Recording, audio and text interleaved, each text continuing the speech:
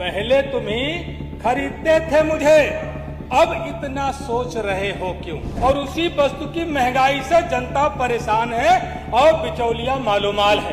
किसान वही पैदा कर रहा है, 5.5 रुपया किलो बेच रहा है, और वही आम आदमी 20 रुपए किलो खरीद रहा है। मिल रहा है 27,500 और लागत लगाया है 46,950। तेल की बोतल पूछ रही है क्यों तुम इतना देख रहे हो यूं?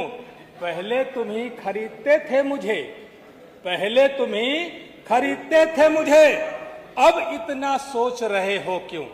महोदय, भारत सरकार ने 40 आवश्यक वस्तुओं की जो सूची बनाई है, जो अनाज, दलहन, तिलहन, चाय, तेल, घी, आलू, प्याज, टमाटर, लहसुन, अदरक, सारी 40 वस्तुएं किसानों के द्वारा उत्पादित की जाती हैं।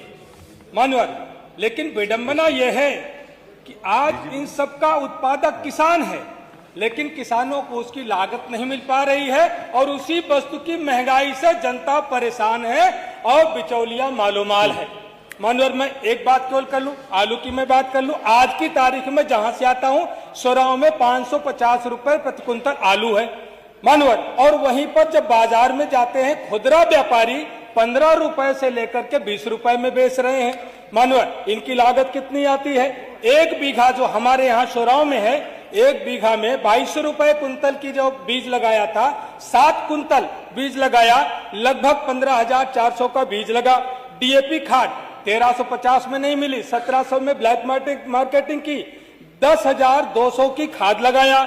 पोटास खाद लगाया 6,800 की, यूरिया लगाया 540 की, कीटनाशक लगाया 2,500 की, तैयारी में लगाया 4,000, बुआई में लगाया 2,000, सिंचाई में लगाया 2,500 और खुदाई ढुलाई में लगाया 3,000।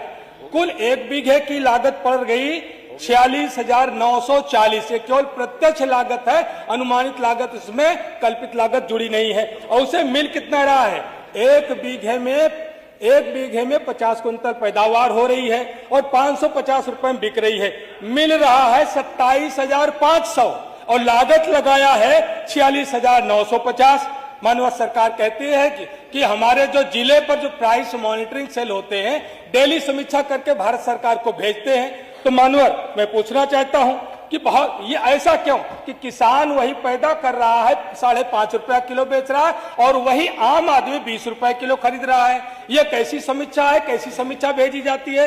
मानवर, दुनिया के बहुत सारे देशों में प्राइस जो रिटेल मार्जिन कैप एक नियम लागू है कि जो थोक भाव है और खुदरा भाव के बीच में जो अंतराल होता है, कितने % की आप बढ़ोतरी कर सकते हैं, उसका कानून है। लेकिन हमारे प्रदेश में कोई कानून नहीं। मानव, क्या इस कानून को लागू करने पर विचार करेंगे कि थोक भाव और खुदरा मूल्य में ज्यादा अंतर न हो? और दूसरा, किसानों को डायरेक्ट मार्केटिंग से जोड़ने के लिए शहरों में जो किसान बाजार या किसान हाट लगाने पर विचार करेंगे?